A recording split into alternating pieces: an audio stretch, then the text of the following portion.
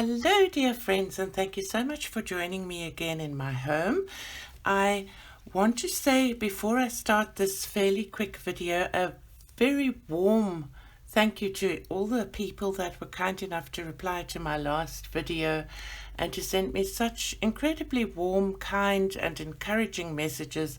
I can't tell you just how much it meant to me and how it warmed my heart and how it's encouraged me. And then lo and behold, some paintbrushes that I ordered in January from Blicks.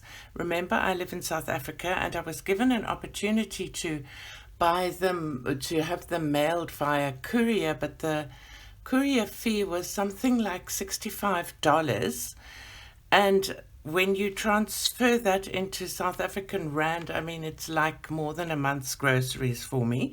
So I took normal mail, and so it came by camel caravan again, I think, and it's finally arrived through the desert and into South Africa and into my hot little hands. So I thought I would do my favorite thing, which is a quick unboxing. It's not really an unboxing, it's an unwrapping. So I collected them this morning from the post office. And I want to show the brushes that I ordered. I love getting new brushes. And again, I've taken them out of the envelope. And now I just want to quickly sanitize my hands for fear of who knows what. Let me be a good COVID safe person. So terrified of getting this terrible disease.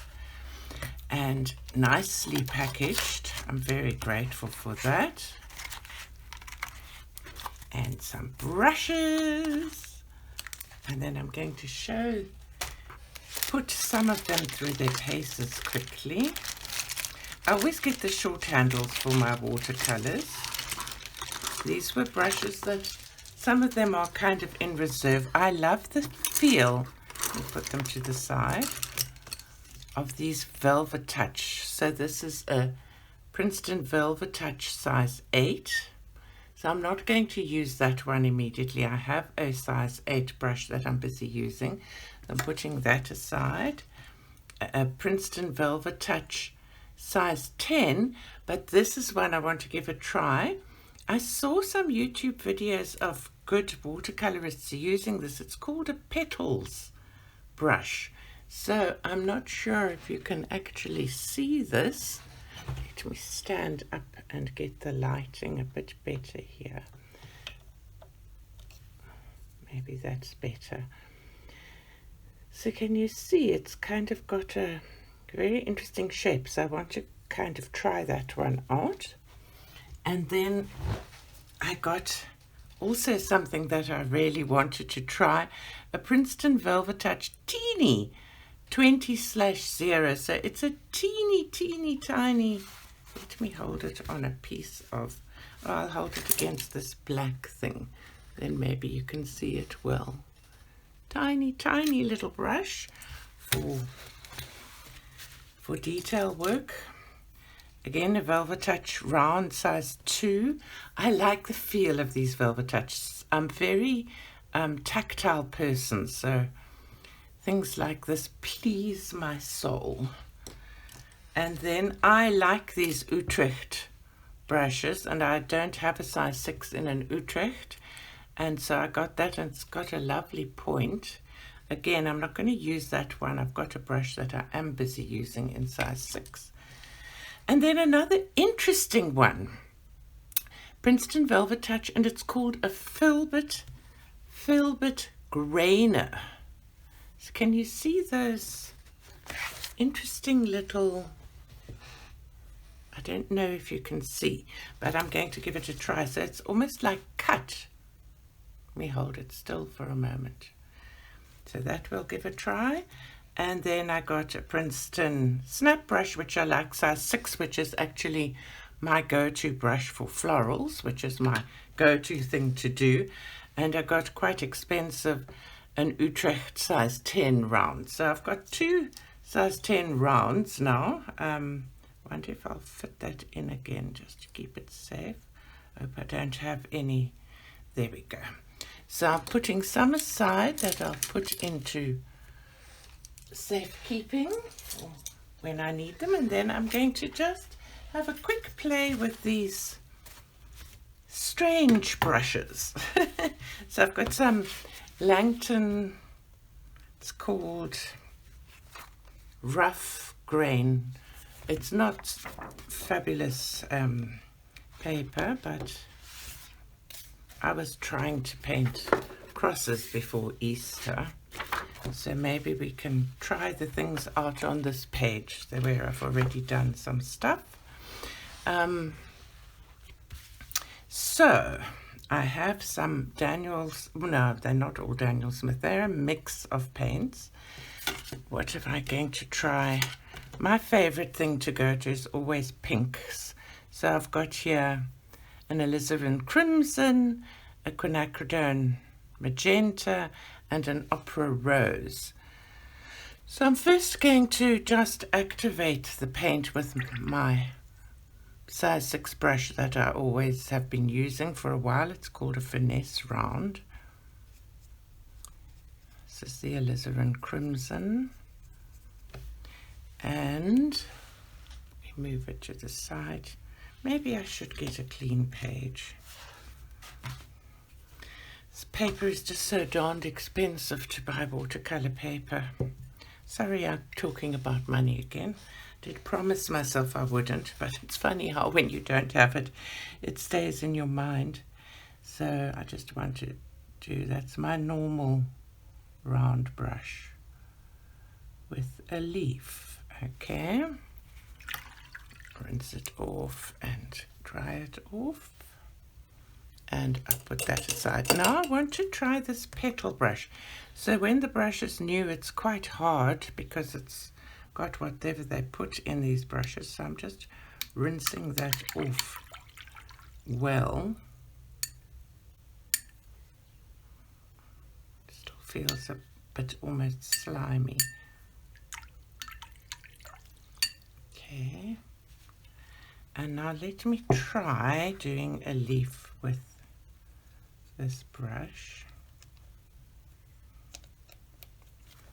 I want to actually get paint on the, I'm all over the show. Try and get some enough paint on the brush. So I'm putting it on a saucer here. It's got a little bit of white gouache on it. There we are, that should be fine. Very disorganized because I wanted to quickly get this video out, and I've got to teach you in a few minutes. So now let me see. So you can use just a very fine thing. Whoa, I've got such a shaky hand. Go a bit wetter for a very fine line. I think I'm going to need to practice with this. And then I'm going to go down over the petal shape. Oh, that's rather lovely. Look at that. Don't know how to end it here. So, let me do it straight up. No, that can't be right. Try again. Okay, so you can have a strange shape, like flat, tiny little petals or leaves. I like that. If any of you've seen a video on this brush that you want to recommend, please drop me a little link. I think I'm going to have a hang of a learning curve with this one, but I love it. Oh, look at that. I love it. That's nice. And then do it over there. Oh, that's beautiful. Okay, so that's that one. Now just make sure that your brush is clean, Elizabeth. Don't want to mess these brushes up before I've had a chance to use them.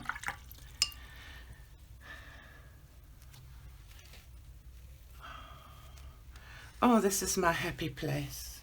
Watercolors, really, really a happy place.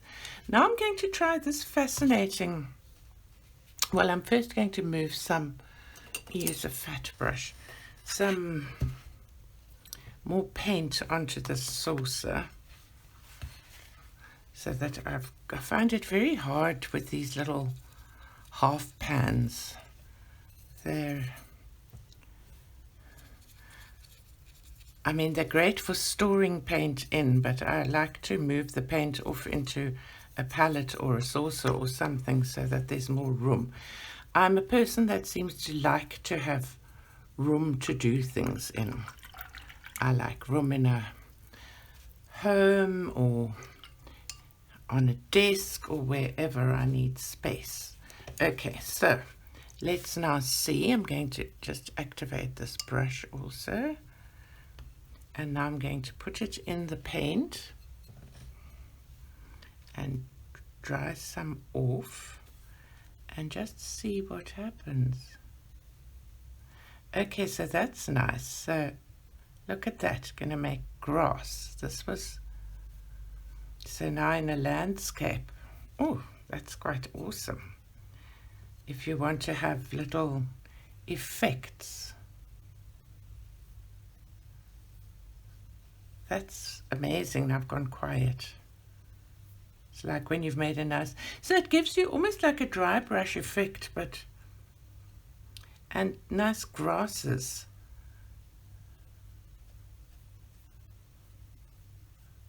So I'm going to have fun looking for ways to use these interesting different brushes. I've been dying for them to come.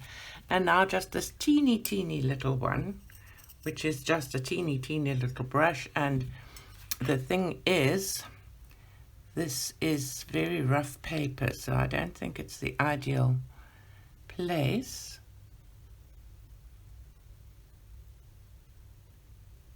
But oh, that's nice. So now I know what my next video is going to be. I want to paint leaves. I want to just sit and chat and paint leaves, and look at this. This is just what I've been looking for stems, or the inside of a leaf.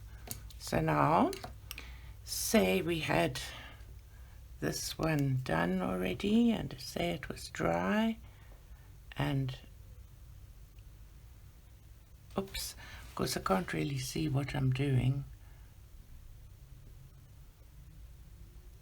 I think that's going to be wonderful. I need to have better glasses on and more preparation to get this properly, but just a good old-fashioned leaf like I know how to do.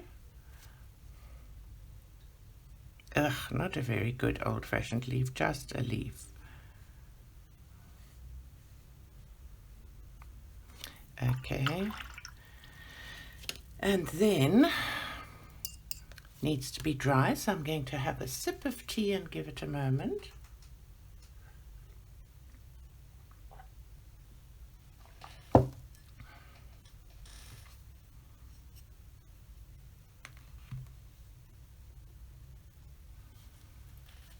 And then I wonder if I'm getting my hair in the screen. Of course it's still wet, so I'm getting a bleed, but even the bleed is quite pretty because that's so fine. It gives rather a nice effect.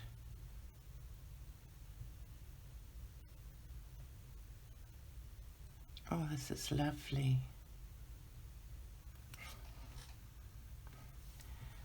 And this one I want to turn it around so that I can actually get to one that is dry. Hope you can see. Take my glasses off, then I see better, strangely enough.